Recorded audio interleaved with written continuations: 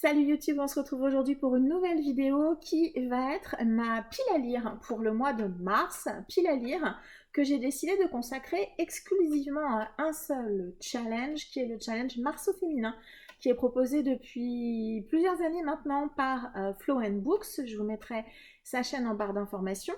C'est un challenge hyper simple, voilà, et comme en février le petit mois petite lecture m'avait plutôt bien convenu, j'ai décidé de rempiler sur Mars un peu avec le même principe qui est de me faire une grosse pioche à lire, multigenre, avec vraiment de tout à l'intérieur. Et puis tout au long du mois, je vais piocher avec une seule thématique et un seul objectif qui est de lire des autrices pour mettre à l'honneur eh bien la journée du 8 mars qui est la journée du droit des femmes, si je ne me trompe pas de date. Voilà, j'ai très envie d'attaquer cette pile à lire. J'ai mis plein de titres dans des genres hyper différents, vous allez voir, il y a vraiment de tout encore, un peu comme la palle du mois de février. Il y a quand même un petit peu majoritairement d'imaginaire, mais il y a vraiment d'autres genres, et en février ça m'a plutôt réussi de fonctionner comme ça, faire une énorme pioche à lire, plutôt qu'une palle restrictive, et puis de choisir vraiment en fonction de mes envies, du temps à ma disposition, et puis voilà, du style littéraire dans lequel j'avais envie de me plonger. Un peu comme le mois dernier, il va y avoir un intrus. Le mois dernier, il y avait quelques lectures communes de prévues. Ce mois-ci, pour le moment, en tout cas, je n'en ai qu'une seule. Et, j'allais dire, pas de chance pour moi, elle est écrite par un homme. Je vais lire Traqué de Andrew Fukuda, publié chez Michel Lafon. Je vais le lire avec Virginie. Si je me trompe pas, son compte, ça doit être Martou Marceau, quelque chose comme ça. Elle m'a proposé de le lire puisqu'elle fait partie, ce titre fait partie des reliques que vous m'avez choisi pour faire ma pile à lire de 2023. Donc je suis ravie, c'est un titre qui m'intrigue beaucoup, il est donc à la maison depuis longtemps. Je suis ravie que Virginie m'ait proposé de le lire ensemble. Donc on va le lire en mars et puis voilà, j'espère qu'on pourra du coup enchaîner la trilogie ensemble si jamais ça match. En tout cas, j'ai beaucoup d'espoir sur ce titre, donc j'ai vu pas mal de retours positifs. C'est le seul auteur que je devrais normalement lire dans le courant du mois de mars. Pour le reste, on va être que sur des autrices. On démarre tout de suite. J'ai fait une pile à lire suite de saga, une pile à lire de grand format, une pile à lire de poche. Une pile à lire, non, une pile toute simple de poche. On est parti. J'ai juste oublié de vous préciser que Flow & Books, Florence... oui, Florence, je pense que son prénom, ça doit être Florence. J'ai un doute maintenant, mais peut-être, je pense que c'est ça. Elle a proposé des catégories. Moi, j'ai préféré ne pas... Il n'y a pas d'obligation. Hein, voilà. Moi, je ne les ai pas respectées parce que elles étaient très restrictives pour le coup. Et moi, j'avais vraiment envie de faire simplement une grosse pioche à lire. C'est ce que j'ai fait. Voilà. Donc, par contre, il n'y a bien évidemment que des femmes. On est parti. Le premier roman que j'ai là sous la main et que j'ai mis dans cette pile à lire, il me tente beaucoup, c'est Eclipse de Caroline Carton. C'est de l'auto-édition. J'ai acheté ce roman un peu par hasard parce que j'en avais pas forcément entendu parler quand on est allé à Mons, au salon de Mons en octobre ou novembre dernier. Et l'autrice était vraiment sympa. Son roman m'intrigue pas mal. Et voilà, on est plus ou moins... alors je sais pas, j'avais l'idée que c'était un huis clos, je sais pas pourquoi, a priori on me dit derrière que c'est l'histoire d'un bateau dont tous les passagers ont disparu sans laisser la moindre trace. Est-ce qu'on va être sur un thriller, quelque chose d'un peu plus fantastique? Je ne sais pas, mais moi il me tente beaucoup. Un roman que j'ai acheté tout récemment, il est écrit par une femme, il est tout court, c'est un peu pour ça que je l'ai glissé, et aussi parce que ça a l'air d'être dans un univers asiatique, c'est L'impératrice du sel et de la fortune de Nguivo, c'est publié chez La Talente. Est-ce que le fait qu'il y ait un lapin sur la couve a joué aussi? C'est une possibilité. Il est hyper court. Celui-là, vous êtes quasi certain que je vais le sortir quand même, parce qu'il est vraiment tout court. Et puis le tome 2 ou le tome compagnon, je l'ai déjà vu sur les sites, le deuxième volume, donc devrait sortir avant l'été, je ne sais plus trop quand. J'ai choisi un roman de SF, je pense qu'on est peut-être sur une dystopie, je ne sais pas. Pardon. Un roman qui m'intrigue pas mal, c'est Oxygène de Johanna Marines, c'est publié chez Snag.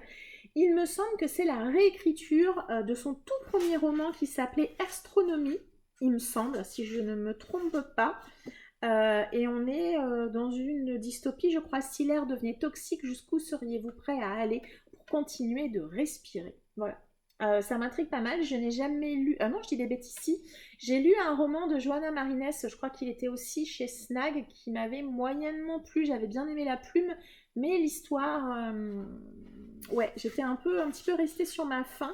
Mais voilà, je reste pas sur un échec parce que la plume m'avait plu. Donc voilà, des fois c'est juste que l'histoire accroche pas.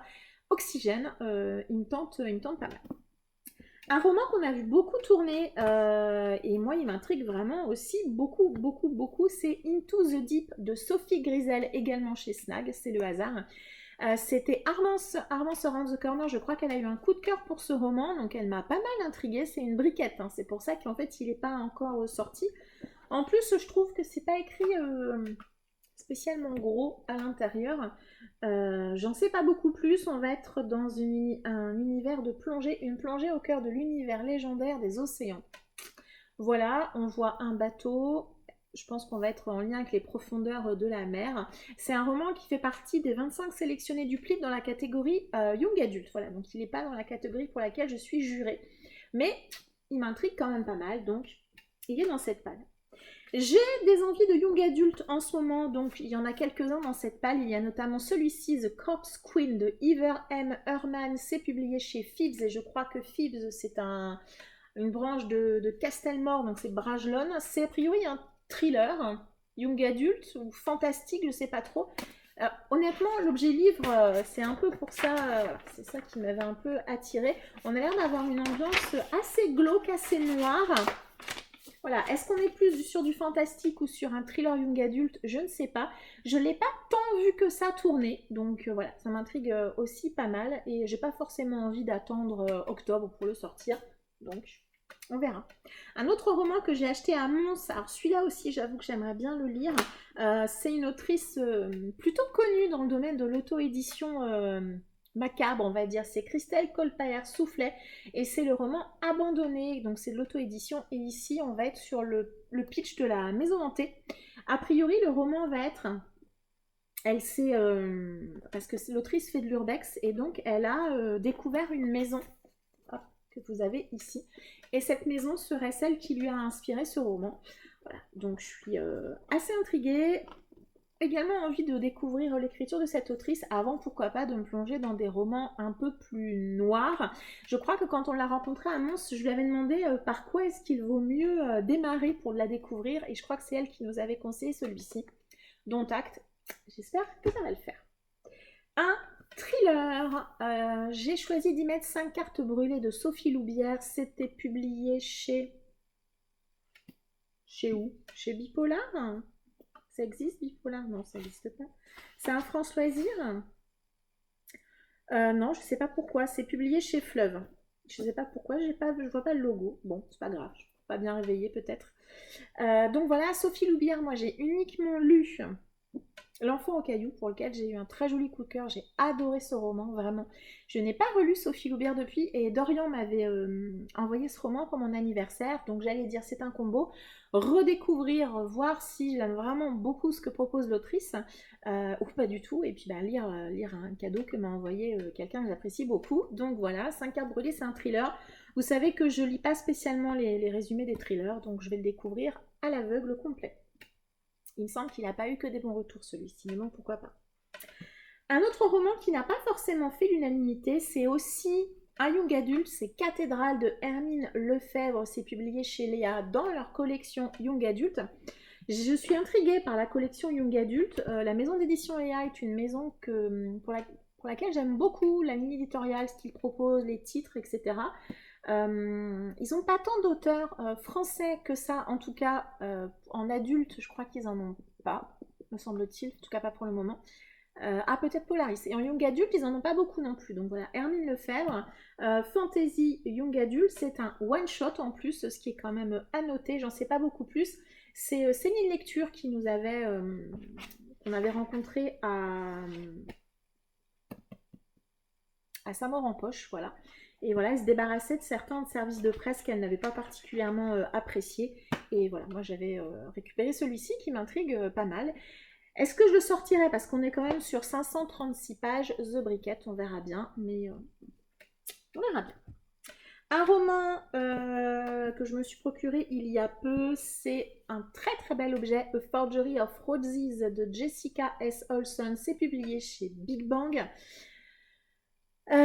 Ici, on est, si je me rappelle bien, avec une demoiselle qui a le don de modifier l'apparence d'une personne quand elle les peint. C'est-à-dire que si vous avez un défaut, par exemple un œil abîmé, imaginons, elle va faire une peinture de vous avec un œil normal et vous allez vous retrouver avec un œil normal, voilà. Comme sur la peinture, un portrait peut déjouer un millier de mensonges. C'est du young adulte, fantasy young adulte également. J'ai envie de retourner dans la fantasy, dans le young adulte et dans la fantasy young adulte. Vous le voyez avec cette pile à lire, il y en a quand même quelques-uns et il y en a encore d'autres qui vont suivre. Est-ce que j'aurai envie de le sortir ou pas? On verra bien. En tout cas, il est dans la palette.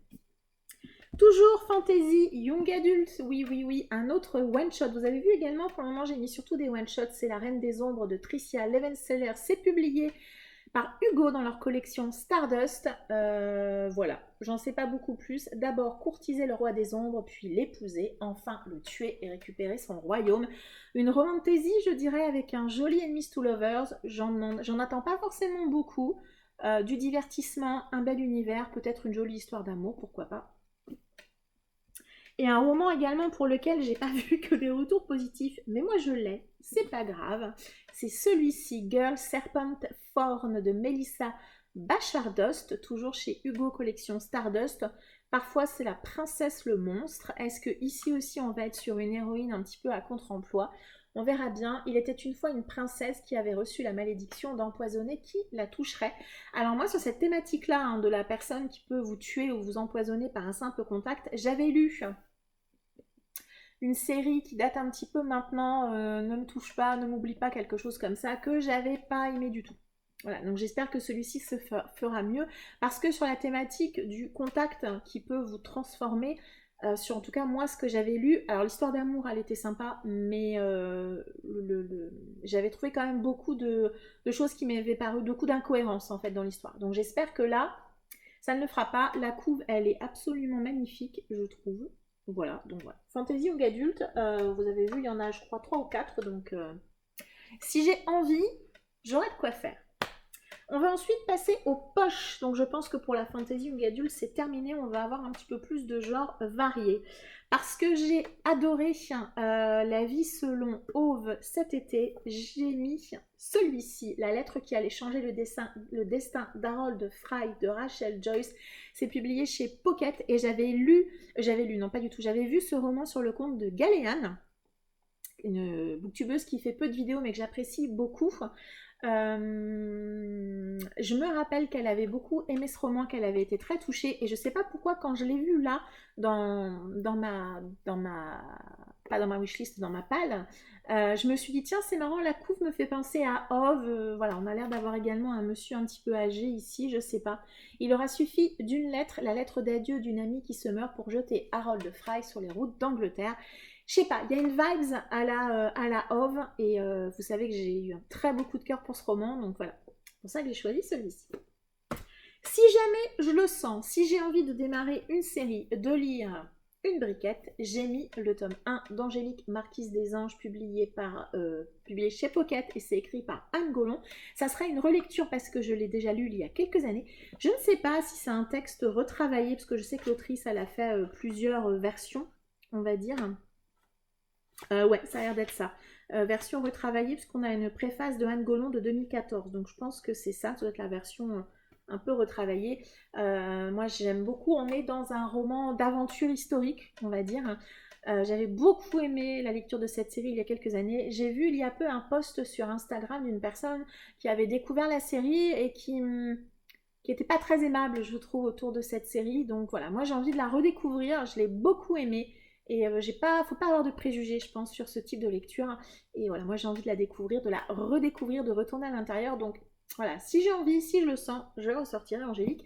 Le seul truc, c'est que si je le sors, il y a beaucoup de tomes. Quand même. Mais bon, c'est pas grave. Un roman que j'avais vu sur la chaîne de Laetitia Galae, cette fois-ci, c'est celui-ci. C'est grâce à elle que je me suis procuré ce roman, Les femmes d'Hérésie Ranch de Melissa Lenhart, publié chez Pocket.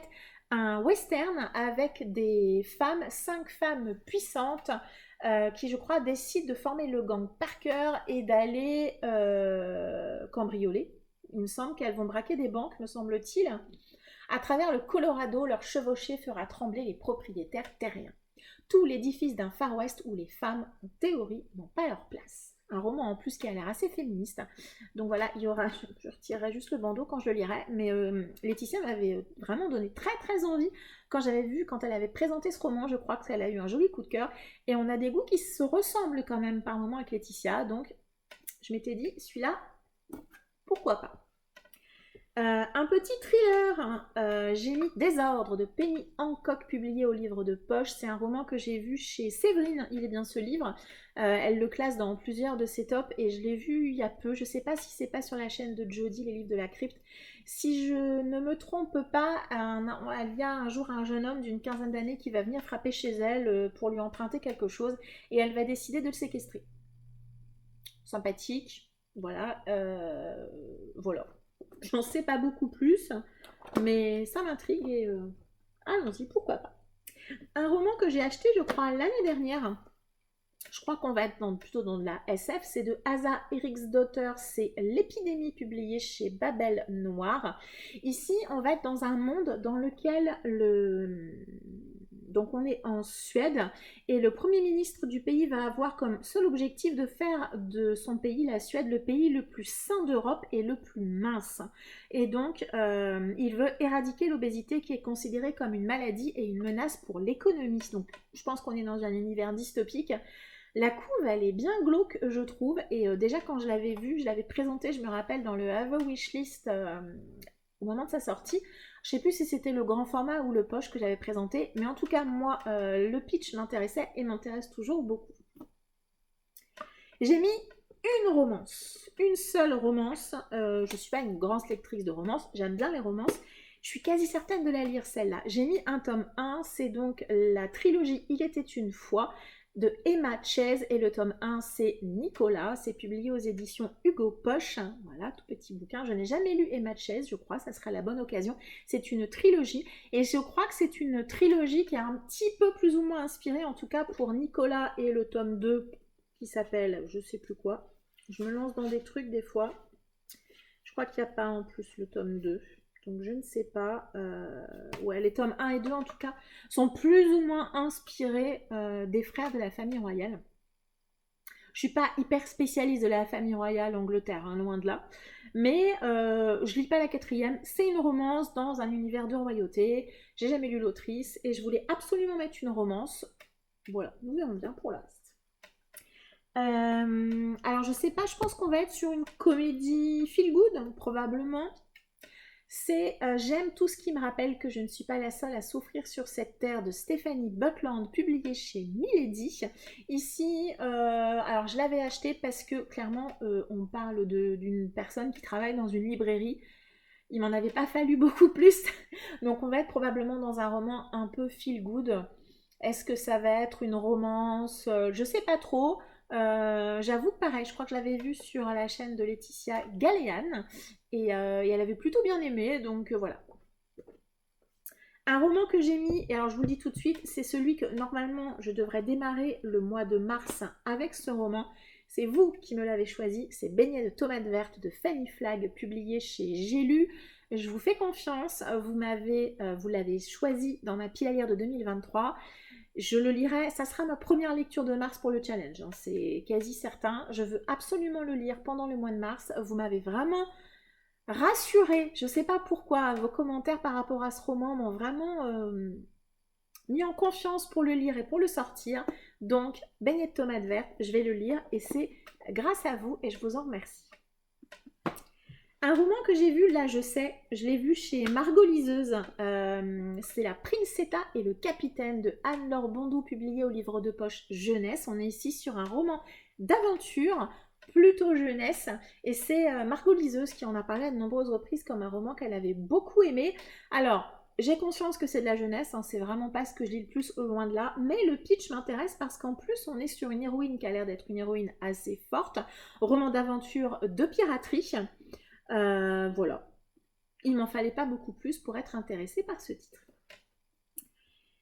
En poche, j'ai également mis le roman préféré des Français que j'ai dans ma palle. Celui-ci, je suis quasi sûre à 99,9% de le sortir. C'est Les Grands Temps de rallumer les étoiles de Virginie Grimaldi, publié au livre de poche. Je n'ai lu qu'un seul roman de l'autrice que j'avais adoré. Je la suis sur Instagram, j'aime beaucoup sa manière d'être, en tout cas ce qu'elle dégage sur son Instagram, la bonne humeur, la bienveillance, la douceur et beaucoup, beaucoup, beaucoup d'humour.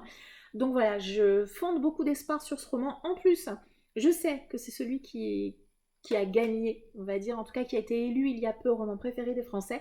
Et j'ai envie de le découvrir, j'ai envie de voir ce que ce roman donne, même si je pense que si j'avais dû faire un 5 stars prediction, je pense que celui-ci, il aurait été dans les coups de cœur à venir. Je pense que c'est un roman que je vais aimer. Vraiment, je suis quasi certaine. Donc il a la pression, ce roman. Et pour terminer cette pioche à lire, j'ai également fait un petit tour dans mes sagas en cours. Et j'ai regardé celles pour lesquelles eh bien, elles étaient écrites par des autrices. Et je me suis dit, bah voilà, je vais les sortir.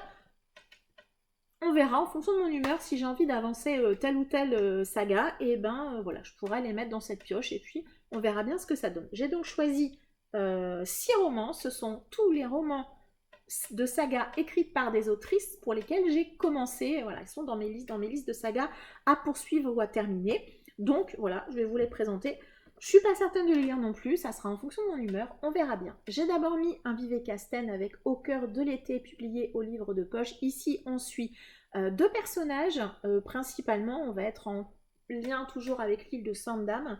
On suit Thomas Andreasson qui est policier et Nora Linde, il me semble qu'elle est juriste. Voilà, ils mènent des enquêtes et on les suit tout en suivant également leur vie personnelle, amicale et amoureuse. Voilà.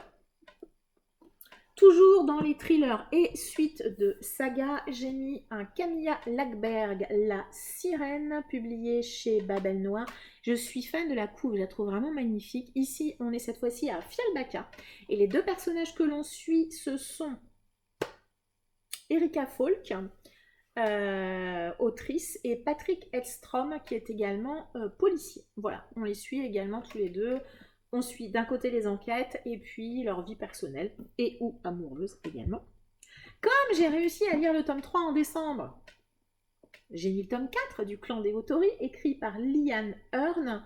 On est quelques années après la fin des événements du tome 3. Donc voilà, c'est une petite briquette quand même celui-ci. 730 pages. Faudra vraiment que je sois au taquet du taquet, mais bon, on verra bien. Pourquoi pas. Ensuite, on change complètement de genre et ça, c'est très très bien. J'ai mis un tome 3 avec La Reine des damnés de Anne Rice, publié chez Pocket. Là, ça serait plutôt une relecture puisque je l'ai déjà lu il y a quelques années. J'avais bien aimé ma relecture d'entretien avec un vampire. J'ai beaucoup plus aimé et davantage apprécié les stats. Et là, on est sur La Reine des damnés, donc on verra bien du vampire. J'ai lu le tome 1, j'ai adoré le tome 1 en janvier, donc bien évidemment que j'ai mis dans cette palle le tome 2 de Sauveur et Fils, écrit par Mario Muraille et publié chez l'École des Loisirs. Toujours, je pense, enfin oui, je suis certaine, on va continuer de suivre Sauveur et son fils Lazare dans leur vie quotidienne. Un roman assez court. Celui-là... je suis quasi certaine de lire en mars, hein. Je vous le dis, je vous le dis. Et pour terminer cette énorme pioche à lire, j'ai mis le tome 4 de The Mortal Instruments, La Cité des Anges Déchus de Cassandra Clare, publié chez PKJ. Donc j'ai lu la première trilogie il y a un petit moment. J'ai lu en décembre, je crois également, le tome 1 de la série Les Origines. J'allais dire spin-off, c'est pas vraiment un spin-off, mais bon bref. Dans l'ordre chronologique recommandé, en tout cas, après le tome 3, il faut lire Les Origines. Alors je fais ça parce qu'il est là, il est à côté de moi. Et ensuite, pour poursuivre la lecture, je dois normalement lire celui-ci, donc le tome 4 de la série principale. Sachant que si j'ai bien aimé vraiment le tome 1 des Origines, la trilogie principale ne m'avait pas particulièrement jaillé. Mais pourquoi pas. Alors l'avantage qu'on a avec PKJ et tout ça, c'est que c'est écrit assez gros, ça se lit vraiment très bien. Voilà, je sais que si je le sors, même s'il est plutôt gros, plus de 500 pages, je le lirai sans trop de difficultés. Et voilà, c'était donc le dernier roman de cette magnifique pioche à lire hein, que je viens de vous présenter. Donc on est bien d'accord, je lirai pas tout, mais ça va me laisser énormément de choix. Et c'est vrai qu'en février, j'ai beaucoup apprécié avoir une espèce de mini pile à lire en fait que j'avais laissée sur une table dans mon salon là sur le côté. Une petite pioche à lire qui me permettait d'aller chercher en fonction du temps que j'avais à ma disposition, puisque j'avais des lectures communes de planifier, et puis également en fonction de mes envies, si j'avais plutôt envie d'un titre imaginaire ou d'un titre plus réaliste entre guillemets, voilà. C'était plutôt pas mal cette méthode, et donc je la reproduis également sur Mars avec une grosse thématique, les autrices, et puis plein de genres différents à l'intérieur, vous l'avez vu, hein, de l'imaginaire, du contemporain, du thriller, du fantastique, voilà, il y a vraiment de tout, et cette pioche me plaît vraiment beaucoup. En dehors de ma lecture commune et de les beignets de tomates vertes que je veux vraiment lire en premier sur le mois, le reste, ça sera vraiment au feeling du temps à ma disposition et puis bien de mes envies tout simplement. Comme le mois dernier, n'hésitez pas à m'indiquer en commentaire s'il y a des livres que selon vous je devrais sortir absolument, n'hésitez pas, vraiment, c'était très très sympa. N'hésitez pas également à m'indiquer en commentaire si vous aussi vous participez à un challenge en mars et si oui, lequel, ou pourquoi pas un challenge que vous vous êtes vous-même fixé, c'est plutôt pas mal aussi ça. Je vous remercie de m'avoir suivi, je vous souhaite une très agréable journée et je vous dis à très bientôt. Ciao!